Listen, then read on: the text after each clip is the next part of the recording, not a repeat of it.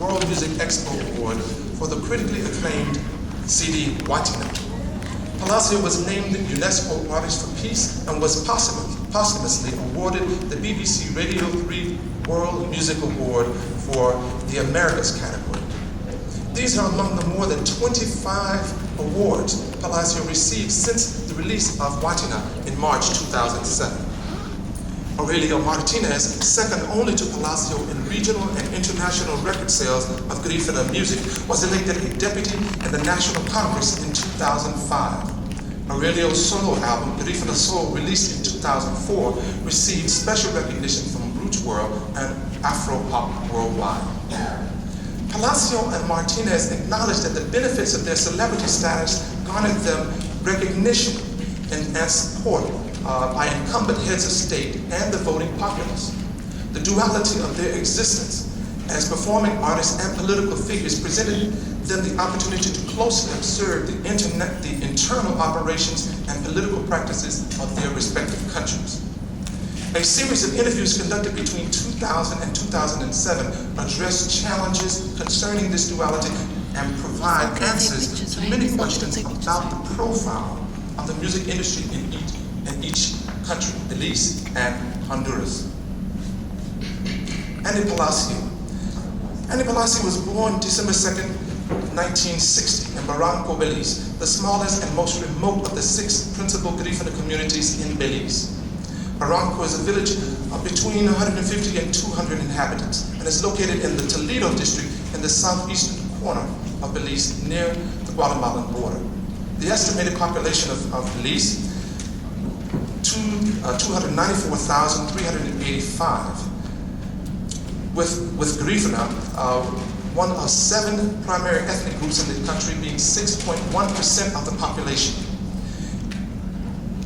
In 2003, as previously stated, Prime Minister Said Musa of the People's United Party appointed Andy Deputy Administrator of the National Institute of Culture and History, NICH, and as Cultural Ambassador of Belize. His responsibilities were to manage the day-to-day operations of the Institute and serve as liaison to various cultural councils in Belize, the National Garifuna Council, the Maya Leaders Alliance, the East Indian Council, and the National Creole Council. Palacio stated during an interview, for some reason, I think I am one of those Garifuna persons who, after a while, has become racist, so to speak. So while the Garifuna community embraces me as one of their own, so does the wider Belizean society, as a result of my interfacing on Belize's behalf with the wider world. Now, on regional and international levels, Palacio negotiated the country's cultural activities through the Caribbean Community and Common Market, and served as a liaison and representative for Belize at meetings of numerous international organizations. As Deputy Administrator of NICH, Palacio organized and coordinated efforts to promote the traditional and contemporary music of the major ethnic groups of Belize. Now, a brief bio of Aurelio Martinez. Aurelio was born September 25th, 1969, in Comunidad de La Playa, Departamento Gracias a Dios. Comunidad de La Playa, a small, remote Garifuna village like Barranco, is in the easternmost of the almost 45 Garifuna settlements on the northern coast of Honduras. The estimated population of Honduras in 2006 was 7,326,000, with blacks, primarily Garifuna, being 2% of the population. Aurelio's experiences in politics have been limited to 2 positions: his current occupation as a representative in the National Congress, and previously as a councilman for the city of La Ceiba. As a city councilman, he helped create the Ethnic Municipal Services Department and staffed by Garifunas to assist Garifunas in La Ceiba and in surrounding communities. Aurelio was one of 3 Garifunas elected to the 128-seat Honduran Congress for the 2006 through 2010 terms. Garifunas have had no congressional representation in Congress since the 1930s in Honduras.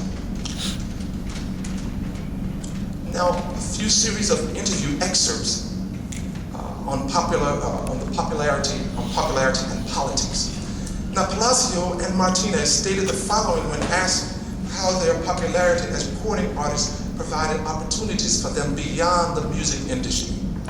Andy Palacio stated, "I think that our entertainment careers basically positioned us for a certain amount of visibility through which our other skills can then be recognized.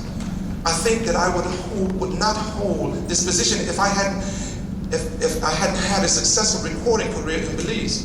That really, really helped." Aurelio Martinez, "I have always visualized that for somebody who wants to become a senator or a representative or a candidate to the presidency, get into politics, in other words, he had to be somebody who was a musician or a football player. Because the majority of the community in this country is a mixed community. To be able to conquer oppositions of any kind, you have to have the popularity of the people. The people know you and they will vote for you." Now, although Palacio and Martinez hold important government positions, their responsibilities in these positions were different. When asked what the most difficult aspect of their respective jobs were, they stated, Andy Palacio said, "The issue of wearing two hats, of being the artist and being the cultural administrator. In one way, being the artist myself, maybe I bring my experience and some sensitivity to the position. On the other hand, being from the community of artists, I guess that community has certain expectations of me, which in some cases might be unrealistic. So I have to think soberly as an administrator and separate from that. It's a requirement of that artist. It always seemed that the need is finances. We love to do this, but there's no money. We love to do that, but there's no money. We can attempt to provide alternative solutions, but I think we have reached a stage in our culture where instant gratification is the order of the day." Aurelio Martinez states, "The artists feel everything very deeply. We are very transparent people. We are very sensitive people. Then on the political side, the bureaucratic part is the one that for us is the most difficult to deal with because we want to offer our people reality. It doesn't depend only on our effort, but it depends on the decision and the political willingness of others, particularly the ones that manage the economy of the nation. Since all of a sudden, the development of different communities are depending on the corporate people, and they don't look at all like the people who are at the bottom of the ladder. This is the more difficult part of having to confront this, the economic power against the needs of the majority, the farmers, the Indian people, the black people. Interpreting culture and society, and some information on recent recordings. Doing interviews with Aurelio Martinez in 2006 and Andy Palacio in 2007, this is on Afropop Worldwide. It's an interview excerpts from that. Both artists reveal how they incorporate new musical ideas and reshape existing musical patterns to interpret the challenges that Garifuna communities face today, and in Central America and in the Garifuna diaspora. In addition to using punta, the women's social commentary song and dance appropriation, and paranda, the Latin-influenced male social commentary song, musicians draw on rhythms of the good, an ancestor ritual, on gunje, a type of dance for several couples, and huga huga, a semi-sacred dance in triple meter. Aurelio Martinez says concerning the song Yalifu,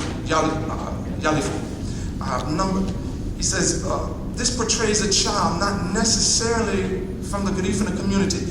There's a terrible phenomenon that the United States is involved in because my immigration laws are very strong. He says, my people from all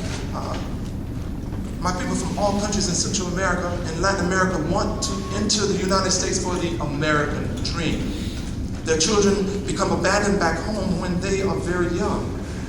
This song is about a child who is seated in Hopkins, a village that is in Belize, just only a few miles from Dangrida. And the child is sitting at the sea, missing his father. He says to the pelican, 'Lend me your wings so I can find my father. Papa, where are you? I want to find find myself with you. I really miss you. The evening arrives and I can't find you. And he says, it's the dream of a child, and he really wants to find his father. And he can't reflect on what he can see. And he can reflect on what he can see with other children that he wants to see with his own father. This is why I like Paranda, because through Paranda I can go towards this child, who I was also. My father also left us for the American dream. I finally met my father in the United States when I was 23 years of age.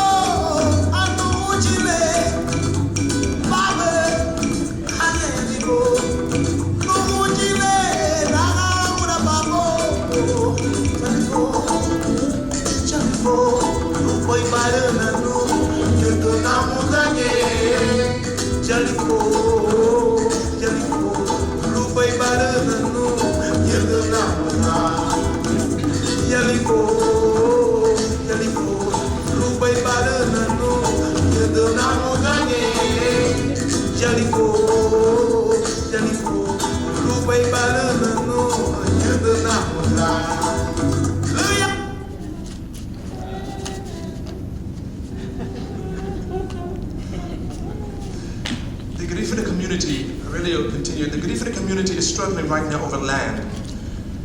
Big transnational companies are trying to seize the land of the Garifuna to develop tourism. But Garifuna center their lives around these beaches. They are attacking the communities, buying them out in a way. The community, the government is contributing, siding with the big investors without taking a second to think about the cultural consequences about our community, that we live here forever. The issue of land rights in Honduras is the subject of Palacio's song, Miami. A selection from the Watinan album, and I'll read a translation of this. I took a trip over to the river Miami. When I looked, I was surrounded by soldiers. They were asking me for papers. Consul Feliz just drove me away. When I got to the river near Miami, I was searching for my comfort. I was looking for the neighborhood. Even in Miami, I have no place. A special greeting to all the people here in Hopkins. This will help you to remember the people who made Paranda.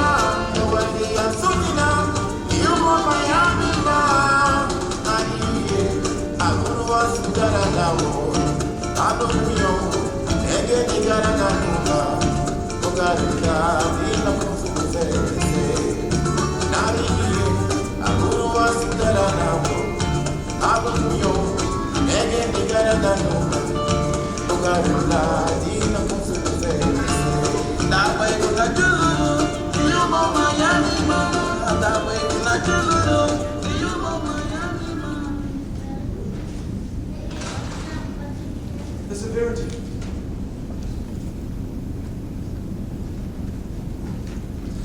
severity of the problem was brought to my attention via email while gathering data for this research, for this presentation.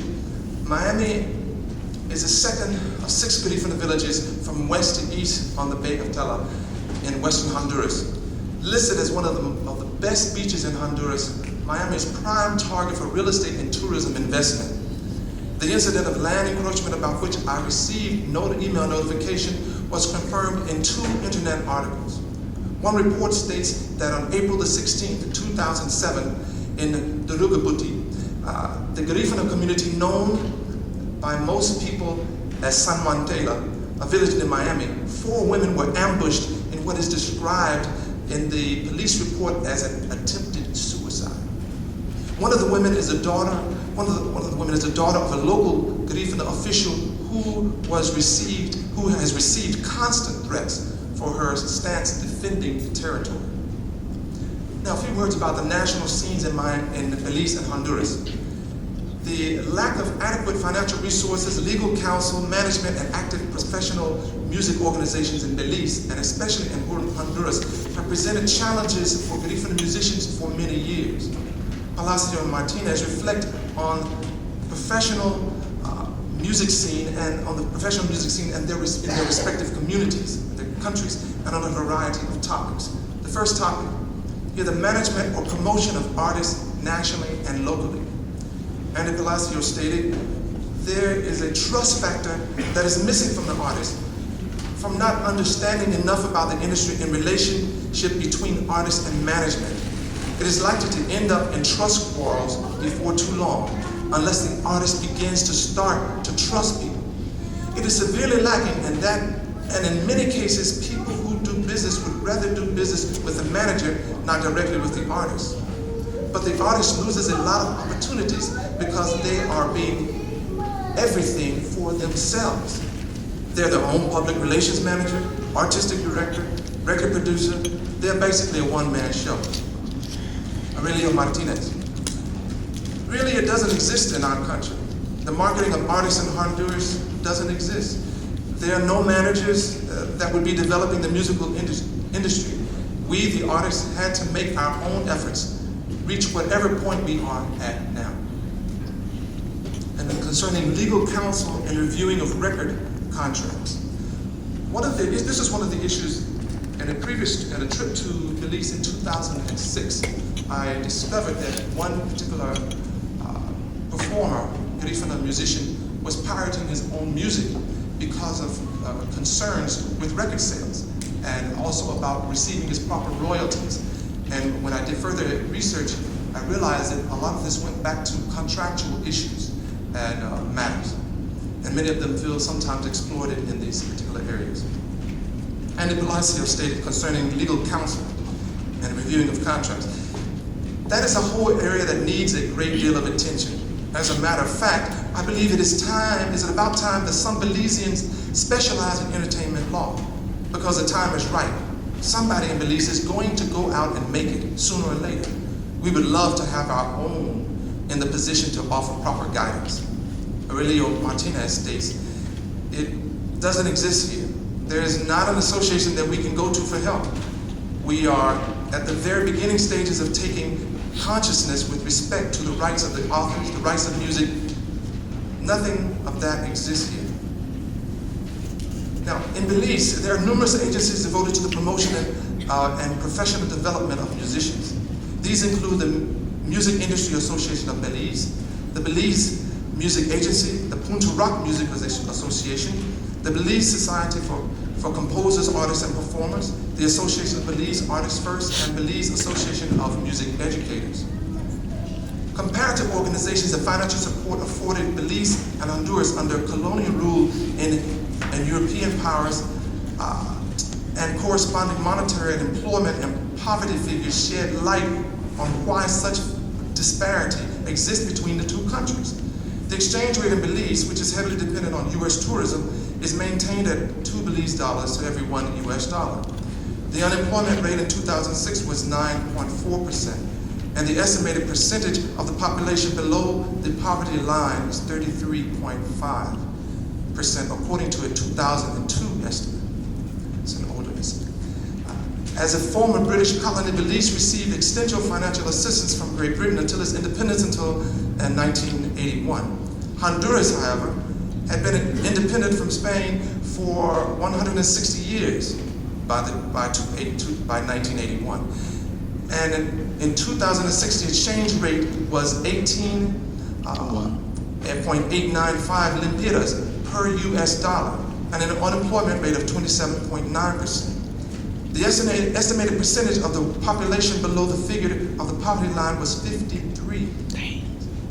The extent of self-reliance, fiscal sovereignty, debt, and unemployment directly impacts decisions on how funds will be distributed, and specific programs, and how these programs will be implemented to promote performing and creative artists.